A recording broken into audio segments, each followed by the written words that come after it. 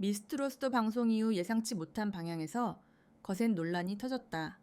그 중심에는 참가자 허찬미와 그녀의 어머니가 있었다. 프로그램이 경연을 진행하는 동안 시청자 반응은 비교적 고르게 나뉘어 있었지만 특정 회차가 방영된 이후 분위기는 급격히 달라졌다. 가장 먼저 불붙은 건 편파 논란이었다.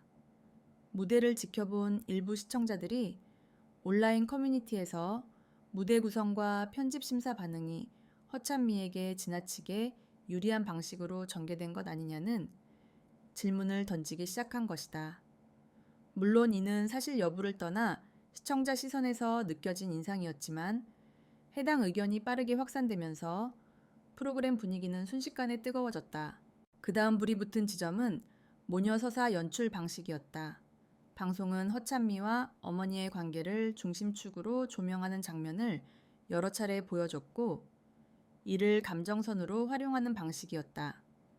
이런 구성은 예능 프로그램에서 흔히 쓰이는 전개였지만 이번에는 반응이 양극화되었다. 어떤 시청자들은 몰입도가 높아졌다고 긍정했지만 다른 일부는 감동을 만들기 위한 과한 연출이라고 반응했다. 특히 논란이 커진 이유는 타 참가자들과의 균형 문제였다.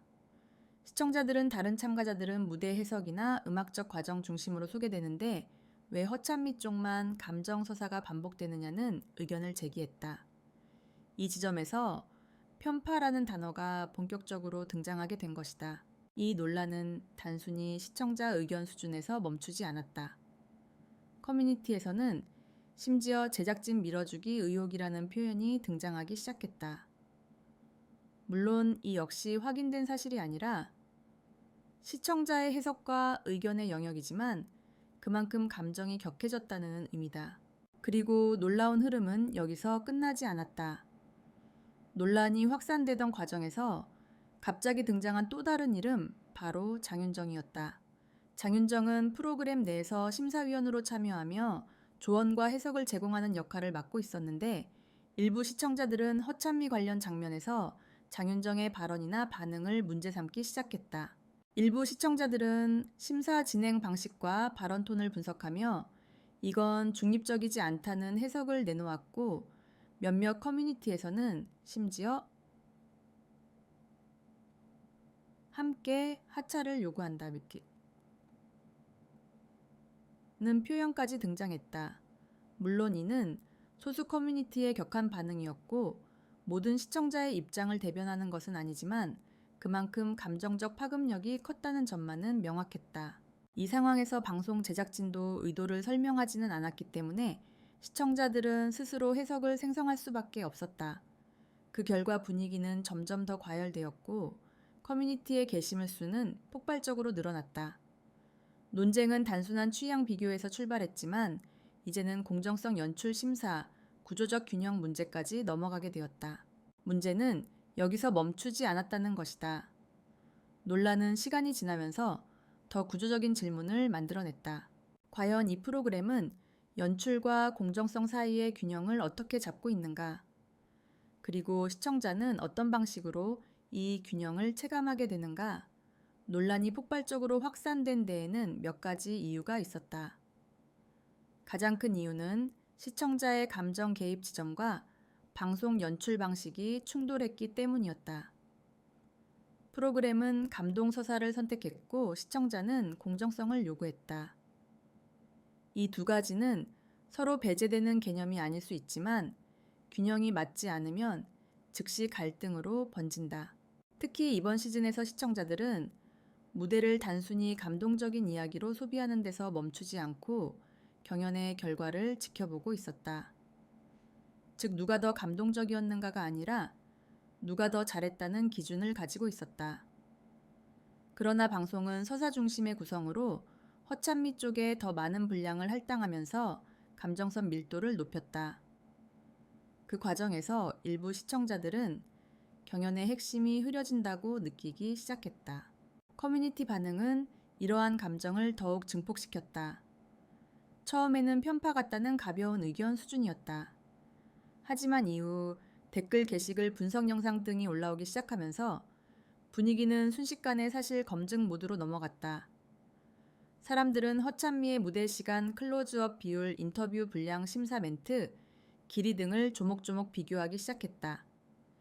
이 과정에서 각종 캡처 이미지 클립 편집본, 심사 타임라인 표까지 등장했다. 시청자들이 감정이 아닌 데이터를 사용하기 시작한 순간 논란은 단순한 불만을 넘어서 구조적 문제 제기로 바뀌었다. 한편 방송 측은 공식 반응을 내놓지 않았다. 침묵은 때때로 중립처럼 보이지만 뜨거운 시청자 커뮤니티에서는 오히려 해석의 여지를 남긴다. 그 사이에 문제는 또 하나 더 커졌다. 논쟁의 대상이 참가자 개인에서 제작진으로 그리고 다시 심사 시스템으로 확장된 것이다. 이 지점에서 등장한 표현이 바로 제작진 밀어주기였다.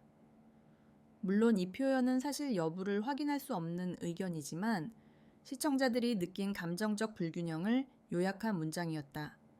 특히 경쟁 구도가 강한 오디션 프로그램에서 밀어주기라는 단어는 치명적인 반응을 불러일으킨다.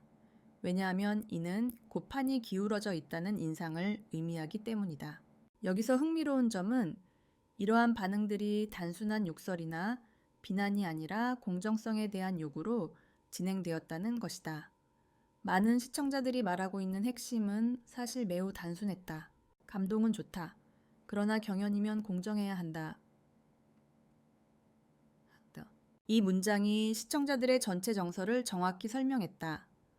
즉, 시청자들은 감동과 서사를 부정한 것이 아니라 그 서사가 경연 결과를 뒤흔들 수 있는가를 문제 삼은 것이다. 이때 장윤정의 이름이 다시 등장했다. 장윤정은 프로그램 내에서 영향력이 큰 심사위원인 만큼 시청자들은 그의 반응과 멘트를 집중적으로 관찰했다. 일부 커뮤니티에서는 장윤정의 발언톤과 무대 평가 방식에 대해 분석글이 올라왔고 어떤 글에서는 심지어 비교표까지 등장했다. 이는 단순히 감정적 비판이 아니라 시청자가 프로그램을 능동적으로 소비하기 시작했다는 증거였다. 그런데 이 과정에서 매우 극단적인 의견도 등장했다. 일부 시청자들은 해당 논란과 장윤정을 묶어 함께 하차해야 한다는 표현을 사용했는데 이는 소수 의견이지만 반응 자체가 충격적이었다. 왜냐하면 심사위원이 하차 요구 대상이 되는 일은 오디션 프로그램에서 흔치 않은 일이기 때문이다. 이제 문제는 하나의 질문으로 압축된다. 왜 이번 논란은 이렇게까지 커졌을까? 그 이유는 간단했다. 시청자들은 단순한 관객이 아니라 이미 판의 이해관계자가 되었기 때문이다. 투표 팬덤 홍보 클립 소비 재방 분석 시청자들은 프로그램의 일부였다. 그렇기 때문에 공정성 문제는 단순한 불편이 아니라 배신감으로 작동했다. 그리고 여기서 논란은 또 다른 국면으로 넘어가게 된다. 시청자들은 더 이상 비난만 하는 것이 아니라 프로그램 시스템 자체를 질문하기 시작했다. 논란의 불길은 방송 한 회로 끝나지 않았다. 시간이 지나면서 시청자들의 반응은 단순한 불만이나 분노에서 더 깊은 층위로 이동하기 시작했다. 이제 사람들은 단지 누가 좋다, 누가 싫다를 말하는 게 아니라 프로그램의 구조와 방향, 그리고 공정성과 감정 연출의 역할에 대해 질문하기 시작한 것이다. 가장 먼저 나온 질문은 이렇다. 공정성은 무대 안에서만 적용되는가? 아니면 방송 전체에서 적용되는가? 그동안 많은 시청자들은 공정성을 평가할 때 가창력과 무대 완성도를 기준으로 삼았다. 하지만 이번 논란은 그 기준을 넓혔다. 편집, 심사, 카메라, 자막, 인터뷰, 서사 모든 요소가 시청자 판단에 영향을 미친다는 점을 다시 생각하게 만든 것이다. 두 번째로 나온 질문은 감정 서사에 관한 것이었다. 많은 오디션 프로그램이 감정 서사를 활용하지만 어느 순간 그것이 지나치게 무대 중심 평가를 가리는 순간이 생긴다는 지적이 나왔다. 이번 논란도 결국 그 지점에서 폭발했다는 분석이 많았다. 세 번째 질문은 심사위원 시스템에 대한 것이었다. 시청자들은 심사위원이 단순히 채점하는 역할을 넘어 연출과 해석의 가이드를 제공한다는 사실을 알고 있다. 그렇기 때문에 심사위원의 코멘트와 반응이 특정 참가자에게 유리하게 작용하는 듯 보이면 즉시 논란으로 이어질 수밖에 없다. 장윤정을 둘러싼 논쟁도 이 지점에서 발생한 것이다. 의도가 아니라 인상과 체감이 문제였던 셈이다. 이런 질문들이 누적되자 결국 커뮤니티에서는 더 강한 주장까지 등장했다. 특히 일부 시청자 그룹은 장윤정과 허찬미 관련 논란을 연결시키며 함께 하차를 요구한다는 극단적 표현을 사용했다. 물론 이는 소수의 격한 반응일 뿐이지만 그 문구가 등장했다는 사실 자체가 쇼크였다. 왜냐하면 이건 단순한 팬덤 갈등이 아니라 프로그램 신뢰도에 대한 문제로 확장되었기 때문이다. 반면 다른 시청자들은 이를 과한 반응으로 보았다. 심사는 원래 해석의 영역이다.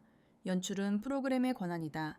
자세히 보면 다른 참가자 서사도 있었다 같은 반박 의견도 충분히 존재했다. 또한 감정 서사가 프로그램 몰입도를 높여줄 수 있다는 점 역시 사실이다. 이처럼 반응은 매우 양극화되었고 공감대가 쉽게 형성되지 않았다. 결국 이 논란 속에서 가장 흥미로운 점은 프로그램의 향방보다도 시청자의 감상 방식이 바뀌었다는 것이었다. 예전에는 무대를 보고 평가했다면 이제는 무대파 심사발 편집, 플러스 제작 의도, 플러스 서사 구조까지 해석하고 분석한다.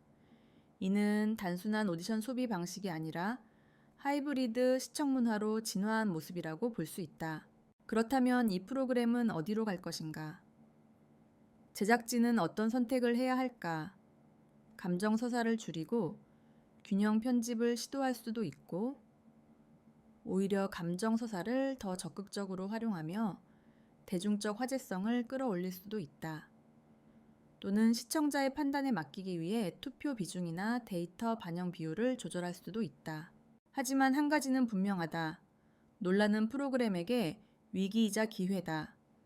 시청자는 분노할 때 화면을 끄는 것이 아니라 오히려 더 많이 찾아본다.